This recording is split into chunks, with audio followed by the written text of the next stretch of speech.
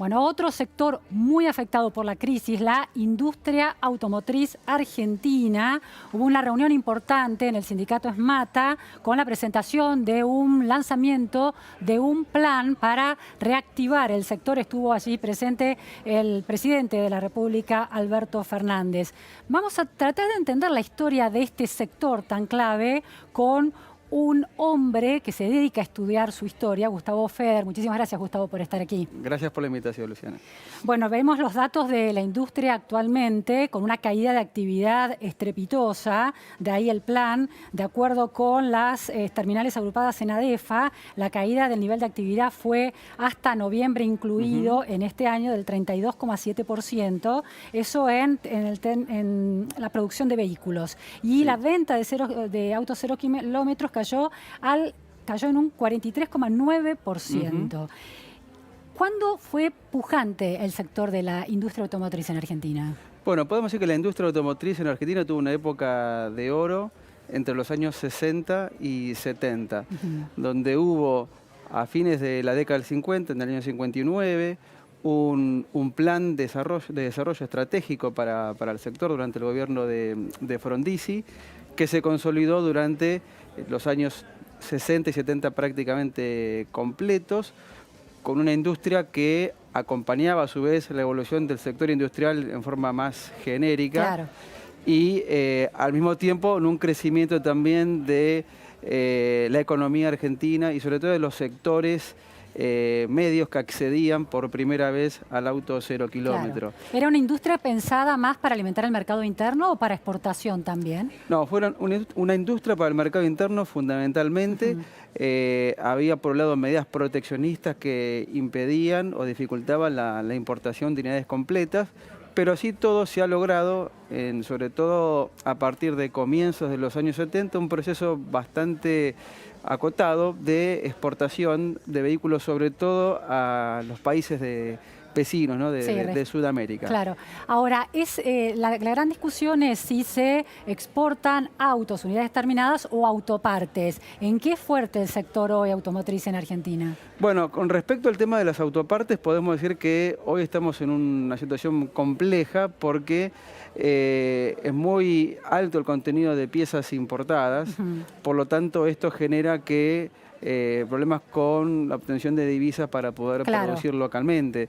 Y no se ha logrado un equilibrio entre las unidades completas que después se exportan con estas autopartes y lo que se eroga en la importación. Por lo tanto, es uno de los temas claves que debe de resolver la industria en la actualidad. Ahora, dentro del sector automotriz, ¿qué pesa más? ¿La exportación de autopartes o la exportación de unidades terminadas? No, se exportan más unidades terminadas con gran contenido justamente de piezas que proceden del exterior, ¿no? ¿Y la compra es a Brasil de esas autopartes? A distintos países. Brasil es uno de los proveedores, pero también a las casas matrices. Pensemos que las compañías que están radicadas en Argentina mayormente son de origen europeo, algunas marcas japonesas y otras norteamericanas. Por lo general se importa a las fábricas que están en los países centrales. ¿No?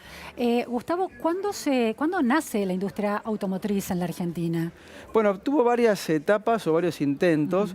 Podemos decir que en los años 50, durante el primer peronismo, la inmediata posguerra, hubo por primera vez un plan que buscó la erradicación de empresas por un lado extranjeras, y también hubo algún incentivo por parte del Estado que se convirtió en productor, es decir, el Estado empresario, en este caso Estado empresario industrial.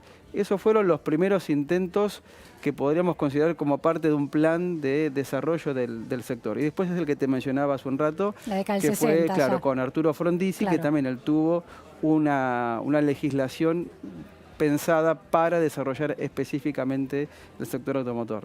¿Qué lugar tiene el Siam Di Tella en esta historia de la industria automotriz en Argentina? Bueno, es uno de los íconos de esa etapa que yo recién te decía que fue un poco la más floreciente. Acá tenemos que entender que Siam como marca en sí es todo un ícono de la industria argentina, ¿no? No hay familia que no haya tenido heladera Siam, ventiladores Siam. Y el auto surgió como una consecuencia de eso, ¿no? De una empresa que primero se consolida en rubros muy diversificados y con esa fortaleza es que se lanza también en esa etapa de expansión del sector automotriz a la fabricación del Siam de Itela. Gustavo, vos tenés varios libros, uno de ellos es este es el último, Un siglo de autos argentinos, de la promoción a la reconversión automotriz, fábricas de capital nacional, aquí lo muestro. También tenés uno sobre la historia del Falcon, un clásico hecho historia. Sí. ¿Qué lugar ocupa el Falcon en este itinerario de la industria? Y también fue uno de los más icónicos porque ha tenido una producción que se ha extendido a lo largo del tiempo durante casi 30 años, ¿no? Es decir, que es un auto que ha atravesado distintas generaciones de argentinos, que formó parte de esta etapa, y otra posterior en la cual los cambios realmente tecnológicos y de producción lo habían dejado afuera, pero aún así el auto sobrevivió bastante tiempo a pesar de esto, ¿no? Y hoy se lo recuerda como uno de los tantos clásicos que tiene la industria argentina. Se dice hoy en día que el sector tiene una gran oportunidad en la fabricación de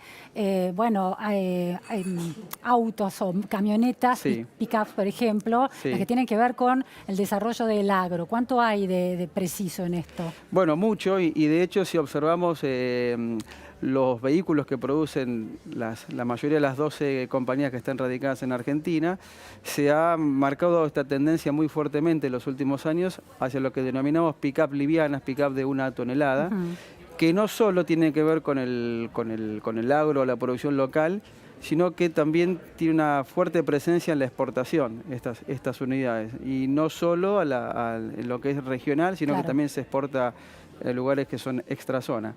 Ahora, el sindicato que presentó el proyecto, el Sindicato de Mecánicos y Afines del Transporte Automotor de SMATA, liderado por Viñanelli, presenta un plan estratégico automotor con acuerdo social y productivo.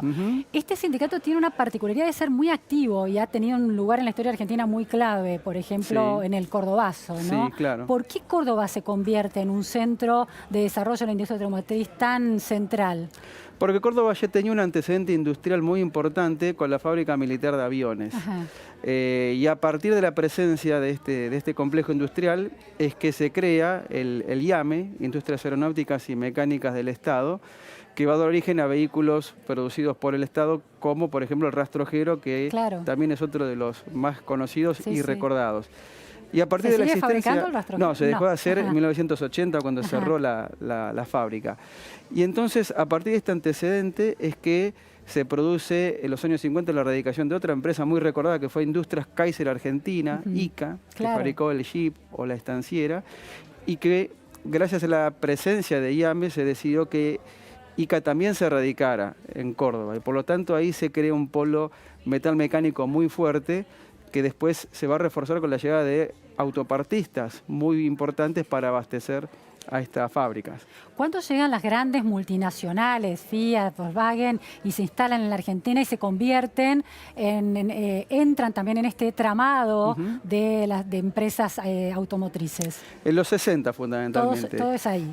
Antes de los 60 estaba IAME como empresa estatal, estaba Kaiser, como recién mencionaba, Mercedes-Benz, que fabricaba camiones, pero a partir del 59-60 llegan las grandes marcas europeas, las grandes marcas norteamericanas.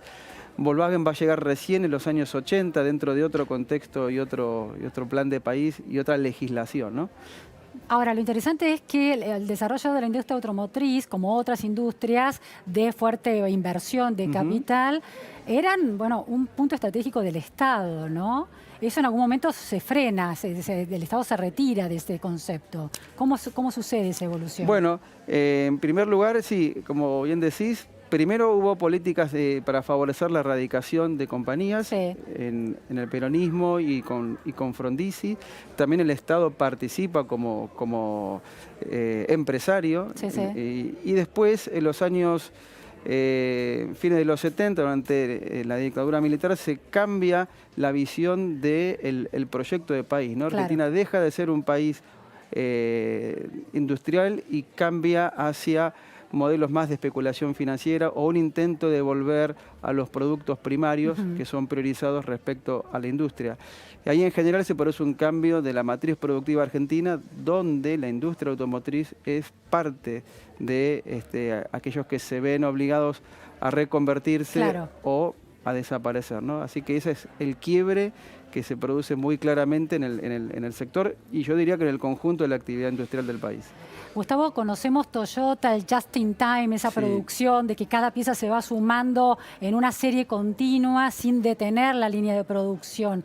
¿Hay alguna innovación de la producción que la industria argentina haya generado?